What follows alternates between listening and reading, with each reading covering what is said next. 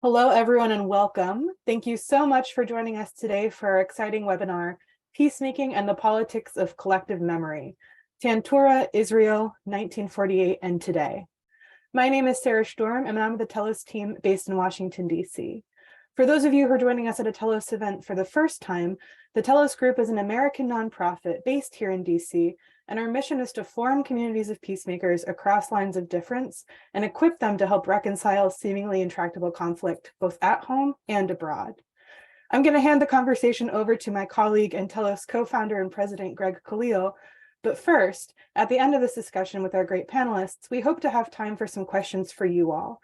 So as you're listening to the discussion today, feel free to go ahead and drop your questions in the chat, or if you'd rather, message them to me directly. If you have any tech help concerns, feel free to reach out to me or my colleague, Micah. Both of us have Telos in our names, so you know who to reach out to. This is going to be a great conversation. So without further ado, I'm going to hand it over to Greg so he can introduce our panelists and get us started.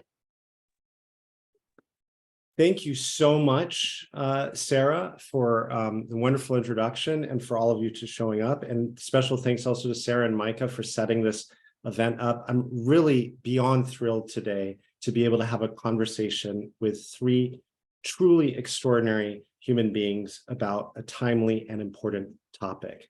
As Sarah mentioned, my name is Gregory Khalil. I'm co-founder of Telos, and our mission is to form communities of peacemakers to heal seemingly intractable conflict. Tantura, the new film by Alon Schwarz, is such an incredible tool because it asks these questions that so many of us are asking throughout the world right now. What is past? What is present? What's our responsibility? How do we engage ethically and responsibly these issues that seem so much larger than us, but that we clearly can't get away from right now? As Faulkner so presciently said, the past is never dead. It's not even past. So today we're specifically talking about Israel. 75 years since Israeli independence, a moment of celebration, great achievement for many Israelis and for many supporters of Israel around the world, but also the catastrophe, the Nakba for Palestinians, the moment that their displacement and disenfranchisement began. Today, the majority of Palestinians around the world are refugees or the descendants. And we also witness turmoil in the streets of Israel as Israelis are intensely debating what their society has become, what it's becoming, and as Palestinians still yearn for their freedom and their rights. So enter our three incredible panelists: filmmaker Alon Schwarz, founder, curator Adrieh Shehadeh, and vice president of at New Israel Fund. I'm going to start off first with our filmmaker, Alon Schwarz. Welcome from Greece. It's really an honor to have you in this conversation and to platform this truly remarkable achievement. I want to understand what drew you to this story in the first place, and then what compelled you as an Israeli, as somebody who's Jewish, to tell a story which might create even greater tension within your own family, your own community, your own life. Thanks for having me. I started a completely different film. I was working, I think it's already 5 or 6 years ago. I was looking for a film about that will touch at the heart of the Israeli democracy. What does it mean that we have a democracy? Are we a democracy? And I saw something that looked to me like a declining Israeli democracy back then. And I wanted to show it through different groups like Breaking the Silence and B'Tselem and Tayush, which are organizations, Israeli organizations that work in the 1967 territories to try help communities there. And I started making the film and I shot 52 days. And at some point, I realized that maybe I have trouble with access to some of the organizations, and maybe the democracy that was declining was not declining at the pace back then, at the pace which I thought it would. Now it's a different story, but back then I wasn't sure I had the film. And then I stumbled across the story of Teddy Katz and Tantura. And it was really interesting because I suddenly realized that there's a man that recorded tapes about a story that happened decades ago and was investigated and he was shut down. And in every website in Israel that I looked at, he was portrayed as a liar, as somebody who made up things.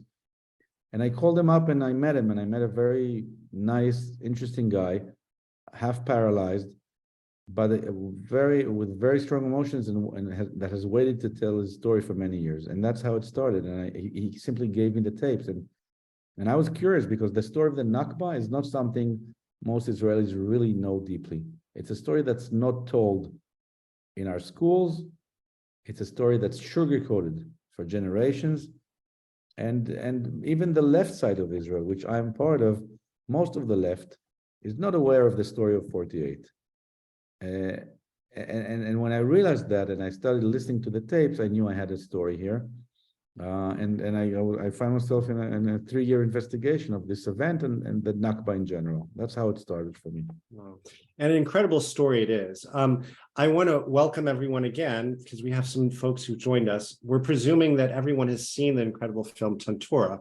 If you have not, please follow the link in the chat and take some time after this conversation. It will make a lot more sense if you stay for the whole conversation to watch it, but highly encourage you to watch it and watch this with family and friends as well. So Alon, thank you for drawing us into your personal story here. But I'm curious, sort of, now you find Teddy Katz, you tell this story about a man doing academic research, trying to tell the truth about what happened around the founding of the state of Israel, and then being shut down in all sorts of really profound ways. Were you not worried about your ability to tell this film? And what's happened? How has your film been received by it? I was pretty scared because at the end of the day, it's a story that people don't like listening to, and I was afraid to be shut down myself. Yeah, and I was scared. It's a scary thing to do. And the more we discovered, at some point, we found a mass grave from the air. Can I talk about it? Is it something that would be accepted? Will people believe this story? And but at the end of the day, this is what we found. We chose to edit it in a certain way that we try to be very careful not to tell a story different than what we realized that happened there. Of course, you make editorial decisions, and we also went back and forth between the specific story of Tantura, which the testimonies were about, but also we brought other testimonies, mainly of Israeli soldiers, that talked about the general era of that year or two of the war. And the movie is not only about Tantura. The movie, as you said in the beginning, is about a massacre that happened in Tantura, different accounts, but also how this historical event has been forgotten, has been put to the side, because it's not comfortable for anybody to look at this past. It's not a past that is easy to talk about. So I think that's what happens with these veterans that sit, and some of them are ashamed, some of them laugh out of embarrassment, actually, and I think that's what creates the strong moments in the movie, that you're talking to people that are, it's their last years, they have nothing to lose, and they talk about their perspective pretty freely, most of them. And I think that's what creates the tension. Well, and I think it's particularly powerful in the film that you have so many interviews with a wide range of Israelis and some Palestinians, but it's almost a Rashomon moment in which you have these different perspectives of the truth. But then as the film unveils, you actually have the data, the forensic evidence to definitively show what actually happened at Tantura was a massacre. And so that's really fascinating. I want to bring in Adrieh Abou Shehadeh here. And, I'm speaking here from New York City. For those who don't know me, I'm a Palestinian American, but in many countries in the world, including here in the US, we're going through similar sort of debates around what's history and what's not, and how do we tell that history? And they're very, very fraught. And I know as a Palestinian watching Tantura for the first time, this was incredibly disturbing film. I didn't sleep well for days afterwards.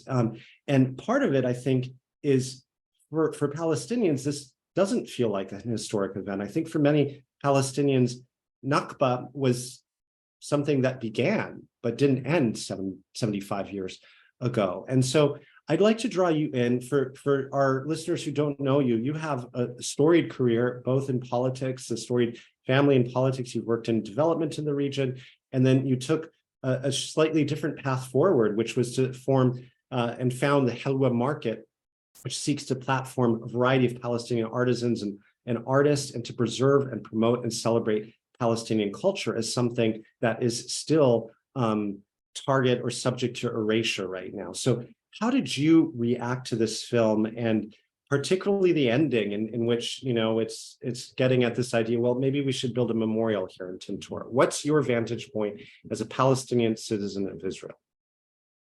It's been a few months since I've seen the movie, but I distinctly remember how I felt in the end, because Alon, really, thank you. This was a very powerful movie. I talked about it for days. I recommended it for months. And the ending was really striking. It was really hard to watch, actually, because of that conversation of kind of, okay, we remember, but let's not acknowledge because that would be inconvenient for us, or that could put us at risk, or that whole sentiment. That was really hard to watch, because it's like, you know, a lot of us for the past 75 years are working to make room for Nakba remembrance and to get acknowledgement on the Nakba, and to make room for our stories to be told. And the end of the movie was just like, you know, you brought all these incredible testimonies and evidence and recordings and all the data, and even the people committing the crimes and the massacres standing there saying either, yes, I did it, or yes, I've seen it been done. And all that together, it accumulates with kind of this awkward, like you said, like awkward laugh of, you know, but let's not talk about it. So definitely a hard movie to watch, but I do what I do because, you know, it's like, I still believe that there's room always to kind of expand the area of what we're allowed to talk about and what we're allowed to say. And so I try to do that a little bit through the shop. I'll give it a little bit of context. I'm from Jaffa, and so that's inside Israel. And when my father was growing up, you know, saying Palestine here or commemorating the Nakba in any minor gesture was a criminal offense. Like Alon, I still don't feel like it's something that I feel totally safe talking about and commemorating and in public spaces. And even in my shop, it's like, I would like to put the word Palestinian on my door, but it's a glass door. So I don't feel, and it's still, but that's why I think this film is important. And that's a little bit why I do, because it's still something that is worth changing, I think, making room for the Nakba and Israeli awareness, because it is ongoing. Like, we need to get to that point of acknowledgement to move forward. Right. And I mean, I think for many in the Palestinian community as well, it's more than acknowledgement, it's accountability. And we'll come back to that theme a little bit later and what that could possibly mean. But I want to draw in next guest, Libby Lenkinski, Vice President for at the New Israel Fund. And Libby and I go way back. So we knew each other. I used to advise the Palestinian leadership on negotiations with Israel, another lifetime. And Libby was living in Israel then, and we got to know each other in a professional capacity working back then. So to bring in these themes of sort of acknowledgement and accountability, Libby, at New Israel Fund, I see you working at a very delicate moment right now, because we see these protests in the street, you know, for Israeli democracy. I think many citizens of Palestinian citizens of Israel would say, and with, you know, with all sorts of data to back them up, what democracy, never mind other Palestinians under Israeli control. And we're at 75 years of, you know, commemorating Israel's independence. And yet, you know, you are a key voice out here saying, wait a second, how can we do this without acknowledging the realities on the ground today and the realities of the founding of the state of Israel? So I'd like to draw you in here, because as we consider Faulkner's charge that the past is never dead, it's not even past, the same is also true for many Israelis and many Jews around the world who are noting an actual rise in anti-Semitism, which is not notional, it's real. And sometimes that reality of anti-Semitism is used to chill debate around Palestinian human rights and around Nakba and around occupation and settlement activity. And so I'd like to just get a little bit of clarity from you, personally and or professionally, how you navigate all of these different competing and fraught threads. Thank you, Greg. And my short answer is messily. I navigate this messily. But I will unpack it a little bit more. And I'm really honored, actually, to be part of this conversation with you and with Alon and Adrieh. Like all of us, like everyone, I'm on a personal journey around these issues too. And you each are a very important part of my personal journey. So it's an honor to be talking with you about this and this really important film that has been important to me professionally and personally. So for me, growing up in an Israeli Canadian family, I learned from a young age that we believe in equality, we believe in justice. I come from a very progressive family. And so I thought that I wasn't really on a journey. When I moved to Israel in my late 20s, I very quickly became an anti-occupation activist and spent 10 years of my life working in human rights, all organizations supported by New Israel Fund, where I now work.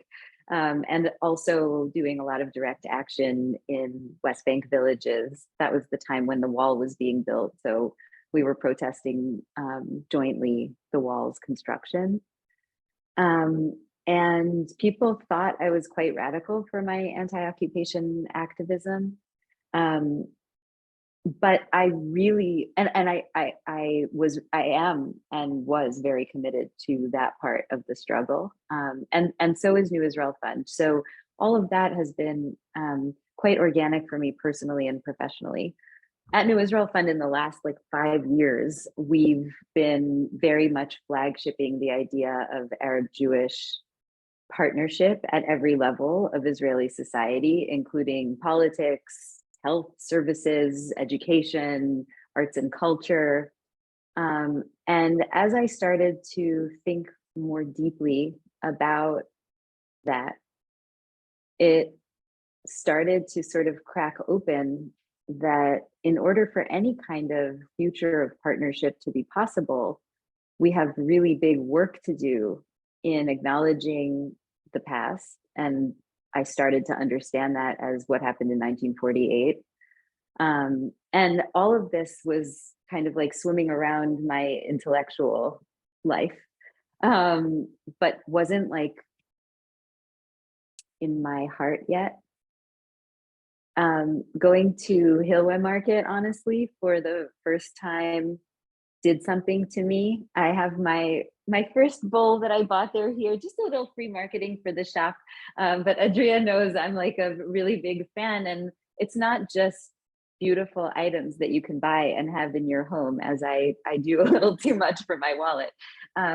But seeing artisanal objects made by Palestinians throughout the land, from the river to the sea, the blown glass from Hebron, the olive wood from the Galilee, these amazing brass pieces, the soap from Nablus.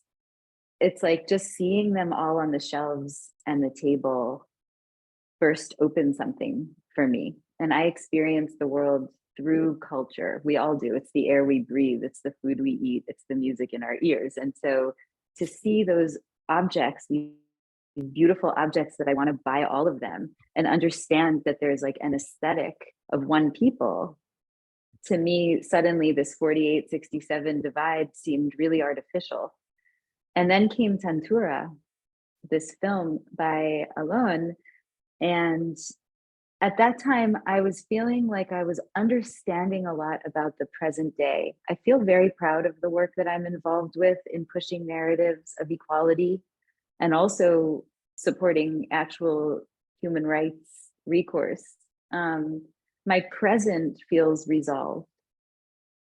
But when I saw Tantura, I started to think about my own grandfather on my mother's side. He died when my mom was in utero in 1948 as a soldier. And my family's a kibbutznik family. And when I watched Tantura and I saw those Israelis in their 90s telling their story, sometimes in a way that was just impossible for me to watch, honestly, with the giggling just was so painful for me. All I could think was, this is familiar to me in my bones. I can feel what these people are saying from the inside of my body. And it was him, it was my grandfather that was reverberating. And I think I realized that through watching the film, and I even called Alon and said, so when you were researching, was it just Tantura, or did you like also research other areas? And I like found myself kind of like with this filmmaker that I was just meeting being like, can you tell me what my grandfather did? Really for the first time in my life. We've never talked about it. I have no idea. And I'm thinking a lot about facing my Palestinian friends and colleagues, whether it's my 48er friends like Adrieh and her brother, or my friends who live in the West Bank, without having done that work of uncovering my own family's past. And that's something that's unresolved for me. So I thank you for the film. I think that's the work. Like I think it can't only be the past that we resolve, because I believe that the Nakba didn't end. It just shape shifted, like so many entrenched systems of oppression, like slavery in America, to mass incarceration, like apartheid, which ended but didn't end in all the ways. So here too. But I think I've realized through this film and in this period of my life that it can't also skip the past and move just to the present. Like feeling good about working towards equality, having never examined my own past, is not actually good enough. And so that's like my own personal charge that I'm trying to move my community with me into.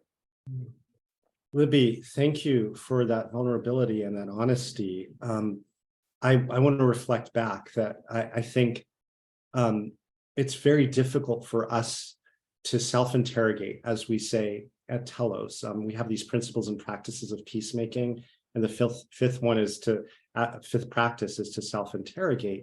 In part because if we're trying to live out universal values, it's important to understand where we fit in and where we bear responsibility, but also in part, the greatest influence we have is within our own communities, you know? And so often we're focused on the other, like, okay, well, how do I get, as a Palestinian, how do I get Israelis to change? Whereas perhaps, you know, as a Palestinian American, I have most sort of opportunity for engagement within the various communities that I'm part of, but also just on a personal level to reflect before I draw Alon back in. What you're saying about 1948 just very resonates deeply. And there's another conversation for us, you know, for Adrieh, and to have to, you know, really do the self-interrogation more formally in a different format. But I can tell that, you know, among this joint Israeli-Palestinian work, of which there are a variety of expressions of it, you know, I think we're often very forward with what happened to our families or the experience that our families are asking. And we often don't ask what happened to our Israeli and Jewish partners, in part because we know the history, and we know there's a good chance that somehow that, you know, your family participated in something that my family experienced as a horror that continues to this day. And so I think that's something I'm just naming, which is very insensitive. It's an unformed thought, but to say that, you know, a film like this helps unearth some of that, because I very much believe personally that we're not judged by what we've been given, but by what we do with what we have been given. And so if we believe in certain values, it doesn't matter necessarily where we came from in the sense of like what we're responsible for, but how we leverage what we have within our own communities, within, as you said, Libby, our own hearts, and ultimately within the world. And so that's what you've so expertly done, Alon, with Tantura, is that you've taken us on your journey. And I'm really curious to understand from you how your community has responded positively and negatively to this film, and has there been any developments post-film that we should be aware of? My family mostly is from the left, as I said, but that said, they're not aware of the history. My aunt, my mother's sister, is a history teacher. She was studying at Haifa University when she was becoming a teacher. At Gelber's class, actually, he's in the movie. And she taught me for history for the Bagrut, for the Israeli high school. My mother, her older sister, is a member of Nahalal. It's a moshav in Israel. My father is. They're all like leftist Israelis, but they were not aware of the story. And when I started to come shocked and told them, and my brother, of course, who co-produced this, and when I told them, what really happened here? Okay, it's not a genocide, it's not a planned genocide, but it is an event of mass a transfer of population, an ethnic cleansing. So my brother told me, don't use that term. We can't use that term. And slowly, as he got exposed to the materials, and Khalil, our main editor, also, he was, he's an experienced editor. He was sitting with the materials, and we were shocked. We were shocked by the materials. So at first, it was shock by actually learning what happened, but also understanding the degree at which it's silenced. Teddy was silenced in Haifa University by historians. Some of them were brought in, some of them were the initial discoverers of the Nakba in Israel, but today are against this film. So it was, what was most shocking for me was to realize how much our society doesn't want to deal with this story, and in general with the Nakba story. And there is a context. There is a context of a war. There is a context of two peoples that were fighting on the same land. And there is a context of a Holocaust that happened a few years before, and a traumatized Jewish people that came and had to survive in their view. But given that context, in this context we were taught about in Israel from when we were born, it was still very interesting for me, and it still is interesting to me to see how much this story is silenced. People look the other way. No Israeli politician, almost. I'm not talking about the right wing. I'm talking about Meretz, and I'm talking about Ha'avodah, and I'm talking about Yair Lapid's party, which is the central Israel, but it's really a leftist inside, originally at least. He acts like he's not, but most of them didn't want to see. From Meretz, one or two people came, but all the politicians didn't come. They can't be associated with this. It's amazing, and it's really sad because, look, I don't have a solution. At the end, the political solution, I think everybody got it right when Rabin and Arafat were sitting at the table and trying to have a two-state solution at one point, or was at least a very honest way for them to try solve it. So I don't have a magic solution, but I'm sure about one thing. I'm sure that without knowing our own past, people that don't know their own past have no chance to have a better future. And that's obvious to me. And what I've been doing around in the past year since the movie came out is talking to Jewish Israeli, mostly from the left, viewers that have a hard time, and also to Palestinians. And I'm a lot of them respect me and go through this transition while watching the film, but a lot of them have itnagduyot. How do you say itnagduyot, Libby? Opposition, like different kinds of objection. The Palestinians are angry at me when I explain why the DNA of Israeli thinking is against the right of return, and I try to explain that to Palestinians why Israelis see it as an existential threat and why it's not politically realistic immediately. or in the upcoming future. And to Israelis, have a conversation about why it's needed to recognize and to compensate and to acknowledge. And it's a very hard conversation with both. It's actually, you're swimming against the current in both populations. But I think the movie is doing something. I think it's slowly penetrating a lot of old thinking on both sides.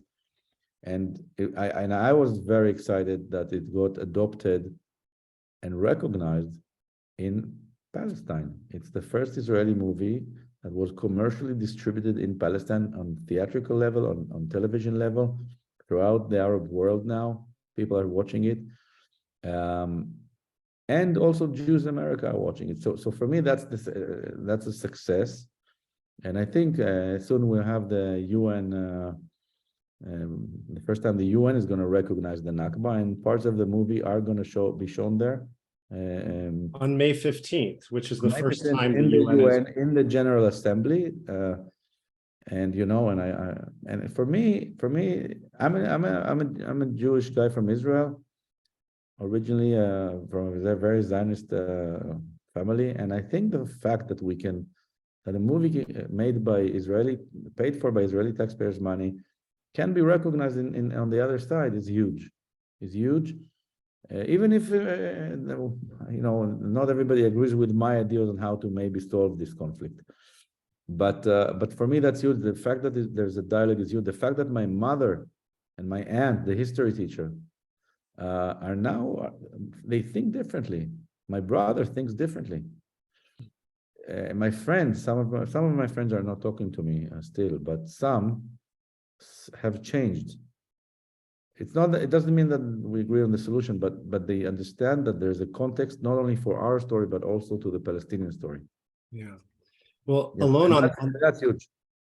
It's incredible. And forgive me, I don't want to sound patronizing at all, but I want to remind everyone on this call how transformation happens. And sometimes these conversations that are difficult and fraught, and we leave feeling as if it was a hopeless case, seeds something and seeds a journey of growth for us and for whomever it is in our family, our community, our network. And I've seen this happen with this film, and Alon, thank you for it. One of the things I love about the film is that it's just an exquisitely told film. Forget the subject matter. It's just so well made. And I think, wonderful storytelling needs to be acknowledged.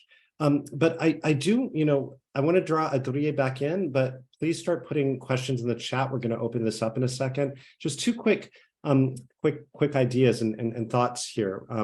One on what you were saying, Alon, and one to you, Adrieh. So the first is I really want to imagine what the world looks like when Israelis and Palestinians, Muslim, Christian, Jewish, Baha'i, Druze, atheists live together and share fundamental human rights, equality, dignity, freedom, security, all of those things that we're all working towards for everyone there, and hopefully all peoples everywhere. Then, these fraught moments are easy to discuss because they're kind of these blips in our history that were so difficult, but somehow we got through. They're the traumas that define our new reality, that say we went through this trauma, we together, and now we're on the other side, which gives us strength and helps shape our identity. And this is very common with all sort of group mythologies and histories and narratives, that the difficult points historically, once they're resolved, they fit into that narrative. They're not ignored. We don't disappear them. When we try to get rid of them and erase them is when we understand their significance for our current position. They make us feel insecure. So acknowledging, for example, certain aspects of US history makes, I think, many Americans uncomfortable, because what does it do? We owe certain people, are reparations in order? Similarly in Israel, like when Israelis acknowledge certain parts about Israeli history that are supposedly past, but aren't really, what is our responsibility today? What moral ground do we stand on today? And so much of that fight is about the present, ultimately. So I'd like to bring in Adrieh before we open this up to additional questions, just to get a sense of that present. I know for Tantura, Turn on the light. Sorry, I'll be right back. I have to go start. for it. So for Tantura specifically, what many people would not know watching the film is that many of these refugees ended up scattered around Israel, Palestine, but many ended up in Syria, in Yarmouk refugee camp, which was ground zero for so much of the Syrian uprising. When you saw many Syrian refugees fleeing and drowning in the Mediterranean Sea, this included refugees and their descendants from Tantura. So for Palestinians, from Tantura watching this film, it's not past. There's, it's more than acknowledgement. There's something there. And for Israelis and Palestinians living on the ground today, we see a new right-wing government. We see expansion, unprecedented expansion of the settlements on the ground. We see displacement of Palestinian communities like Massacre, all of this. And so I want to bring this in to you, Adrieh, as somebody who's been involved in a variety of spheres in Israel, Palestine. What in this film resonates as particularly relevant today, and how do we negotiate that? I mean, in the store, before I opened the store, I always worked in like different, NGOs, foundations, more or less like-minded people around me. And the store is literally the opposite experience because it's a store. So everyone comes in and you hear all kinds of crazy things. But the store really made me, like being in the store physically really made me aware of kind of the disparity and lack of awareness of how much people know about 1948, how much they know about the Nakba, how connected or disconnected they see it from the reality today. And I would say most people that come through the story don't necessarily make any connection between, unless I explain it very clearly, between me being in Jaffa and saying I'm Palestinian and the Nakba. And for me, this is like a very natural kind of trajectory. I was born Palestinian to Palestinian grandparents who were grown adults during the Nakba. And it remained ongoing, and we continue to experience the Nakba since then in various ways. It's always changing. Like, Libby and you both mentioned. But any, how they say, like any small thing here can always turn into an intifada or turn into a small full-blown war, because that's how we experience things here as Palestinians and probably as Israelis as well. A small thing sparks 75 years of trauma in us always. And without acknowledging the past, I think we're going to be stuck in this cycle. And it's not just acknowledgement. I think one of the most powerful kind of ideas put forward in Tantura in the movie was at the end when they talk about having a memorial. In a way, it's like a very obvious thing. But if you live in Israel today, you would see how far that is from our reality today. I mean, we're so not there yet. And we're so behind the opposite. Generally, I would say the public space in Israel is the opposite of what Alon is proposing in the movie. He's proposing, or someone is proposing in the movie, proposing memorial. Here, it's very much about erasure. So we have erasure of remembrance. Alon also mentioned the policing of terms. I get policed in the shop over just the usage of the word Palestinian to describe myself. Like, imagine the extent of policing of terms. And it's not just like, don't say apartheid, or it's not just these big words that people are always trying to police their use in this context. It's very, very small things, the Nakba, but also very much smaller things. Like sometimes when I'll introduce myself as a Palestinian to people in the store, some Israelis find that, I would say, almost offensive. Like they're shocked. They're shocked, and it's almost seen as an attack against, they feel that me saying I'm Palestinian is an attack against them. So I'm just like sharing that example to give an idea of the extent of the policing of terms and the extent of erasure. And just highlighting, you said something important about transformation. I do feel like, in a way, this movie and a lot of other excellent Palestinian movies that are actually coming out this year. I don't know if you've been playing in different film festivals, like Three Promises by Youssef Srouji, about his family's personal experience through the Second Intifada in Beit Jala. Wow. Another movie called The Foragers. These are all independent movies that are coming out, Palestinian makers, Israeli makers as well. And they're all touching around the same theme, uncovering what happened, but moving forward to acknowledgement. So yes, I mean, I can't accent enough how true what you said is, Greg, that it's not just about acknowledgement of the past. If someone is offended by me saying I'm Palestinian now, it's not just a feeling of stuckness, it's a feeling of that there's no room for Palestinians still today. We're inside Israel, we're 20% of the population, and then you have the West Bank and Gaza.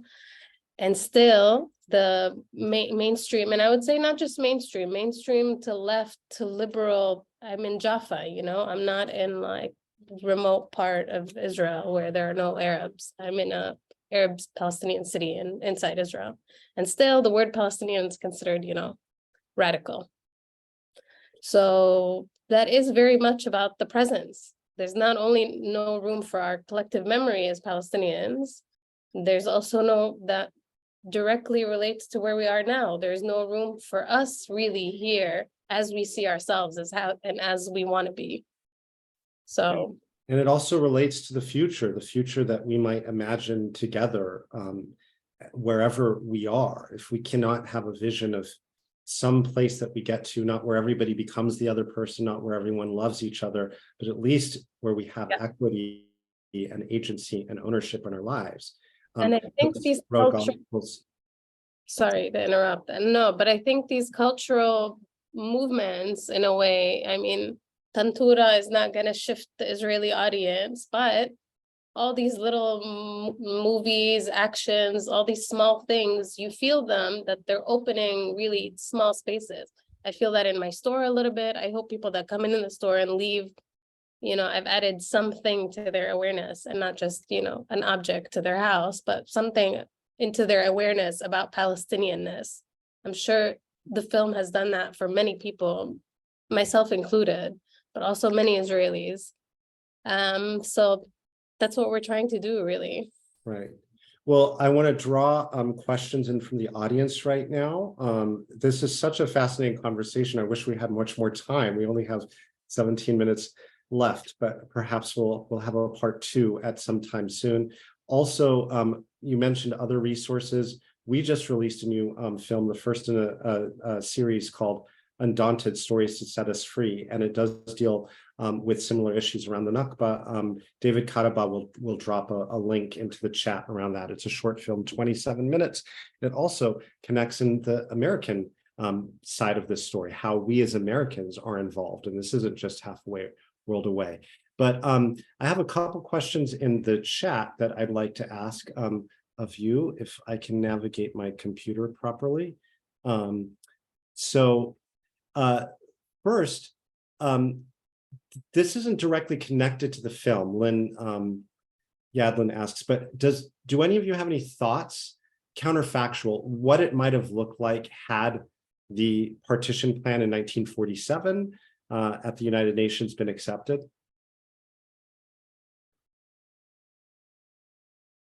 That's a big question.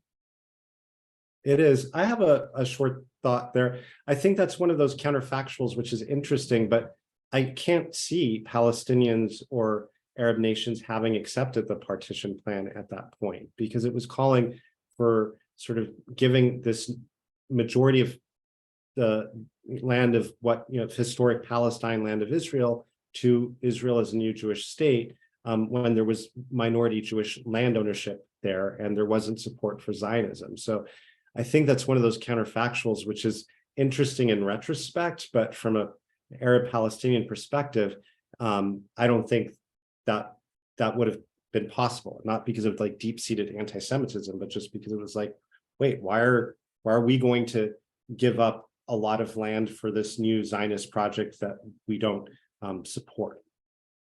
Libby, you might have an insight there.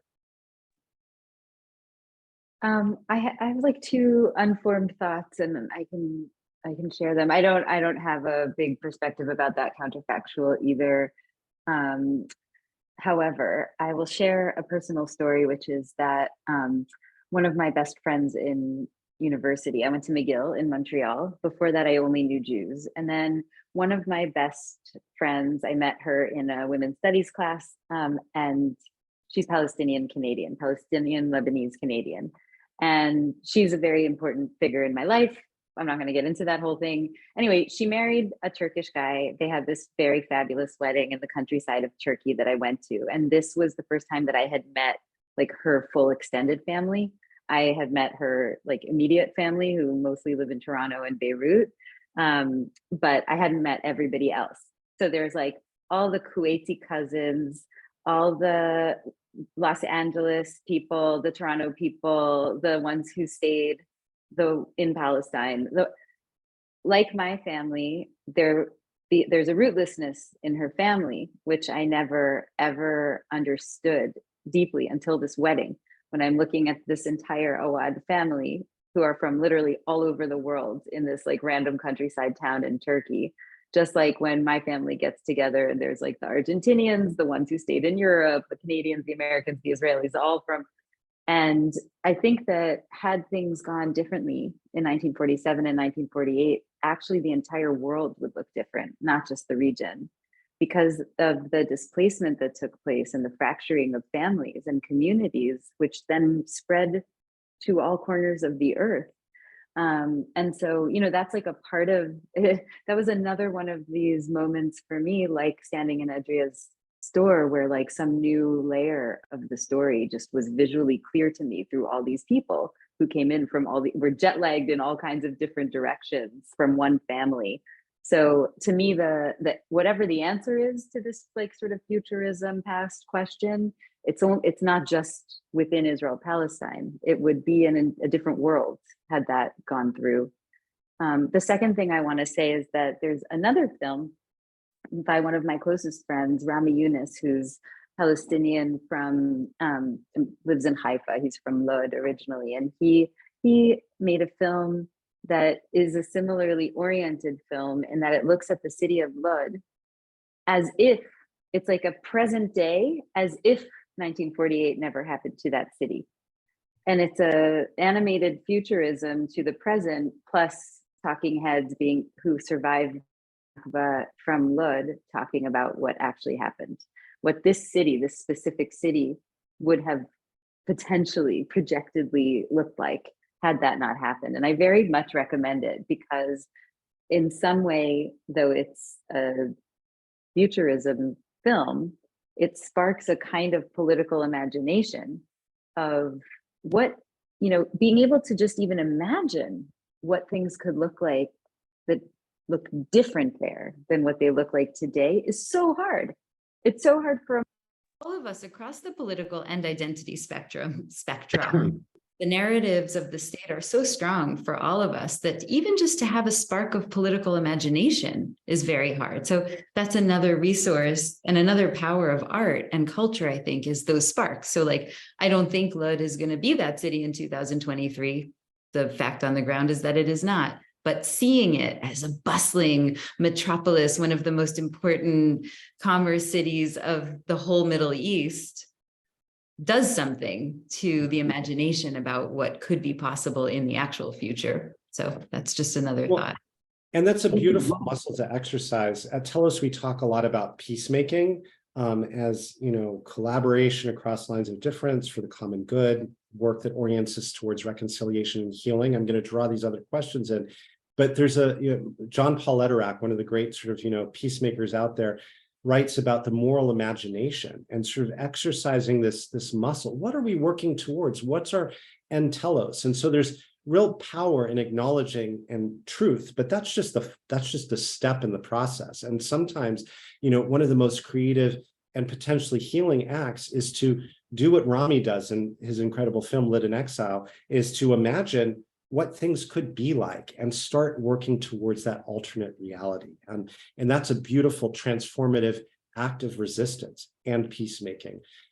There are a few questions about the American role and of around reconciliation. So I'm going to consolidate several questions from Zahi Khoury and Andrew into one. So Zahi was wondering, has this film yet been shown on the Hill, meaning in Congress, but also can it help with reconciliation? Andrew sort of digs a little bit deeper into that and wants to know what the three of you think about what Americans can contribute to the process of remembering reconciliation in Israel-Palestine. What are we doing wrong? What are we doing right? What can we do better? So reconciliation, Americans, this film, what's the role? Libby or me? Who's You want to start off, Alon? Yeah. Look, I think that I look at the side of Israelis and Jews. That's where I come from, and that's where I can more easily imagine change. And for me, what bothers me in Israel, but also in America, is the automatic support for Israel, no matter what happens on the ground. So you can say you love Israel, you support the Jewish state, that's all fine. But it has to come in context with what this Jewish state is doing.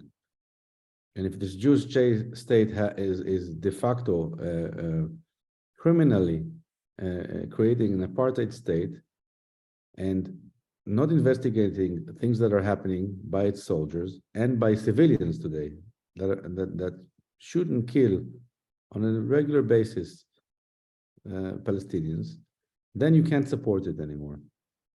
Not automatically, at least. And for me, that's what bothers me. There's a within the Jewish American society, the little I've traveled around, there's a feeling that you have to automatically support Israel. And what I'm trying to explain to American Jews is that if you love Israel, you can't automatically support it. You have to dig a little bit deeper. You have to look at what's actually happening, and you have to also criticize it sometimes. It's like a child it's like Americans sometimes feel like Israel is a child, and you can't always support your child if he does criminal things. You need to also educate your child, and you need to also put limits on what your child does. And that's what I'm trying to tell Americans. If you love Israel, you need to stop automatically supporting it and everything, because the government that we have today in Israel is a very bad government for Israel. It's very bad for Israel, and that's I'm not very successful in my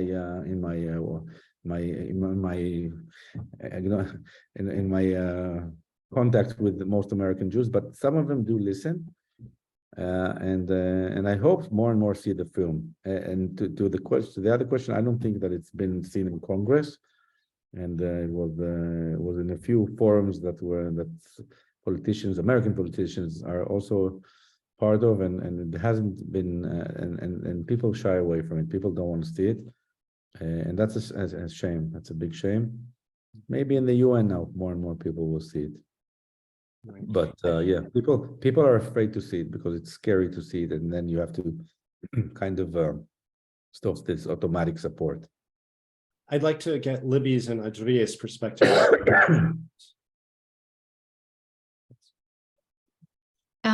I think that film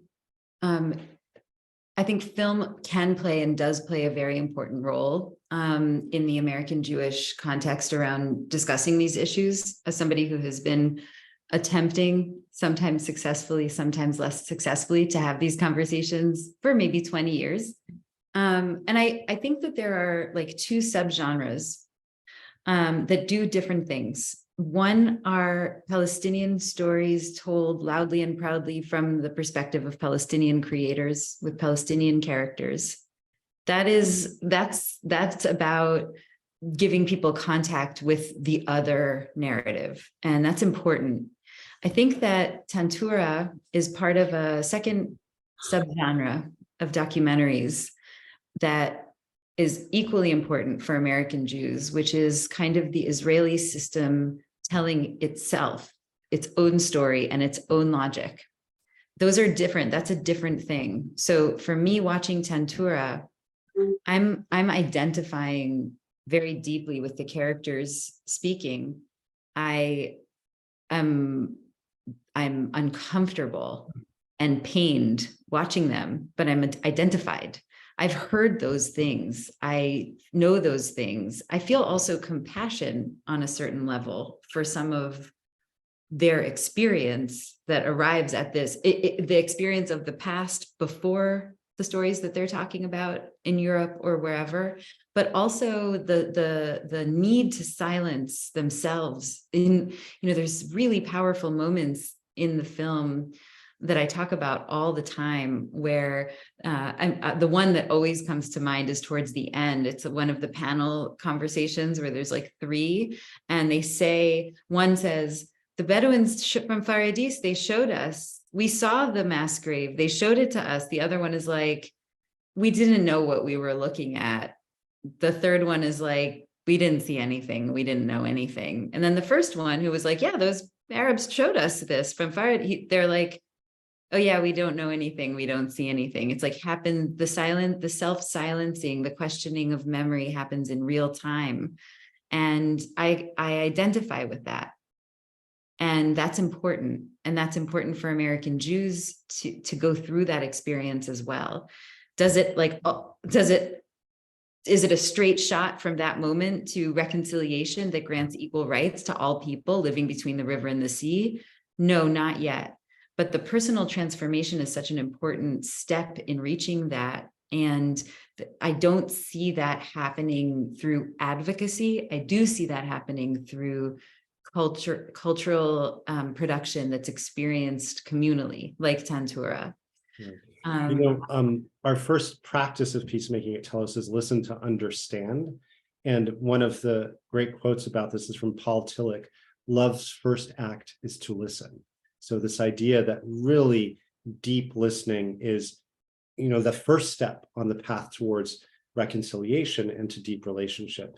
The last step is advocacy, but there are a number of steps in between. And so, it's this internal and external process.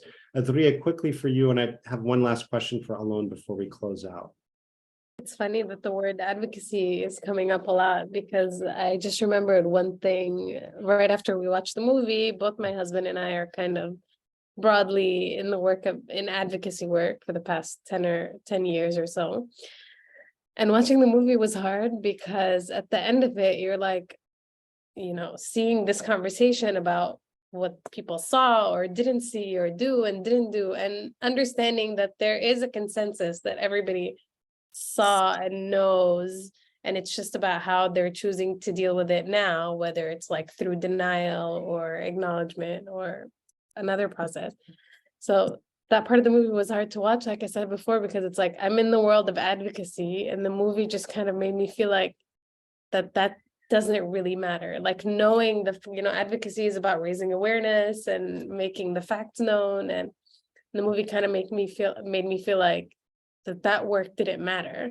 So it kind of started a conversation with, of course, that's not what I believe, but it's just like a little bit of despair that you're about to feel watching this movie.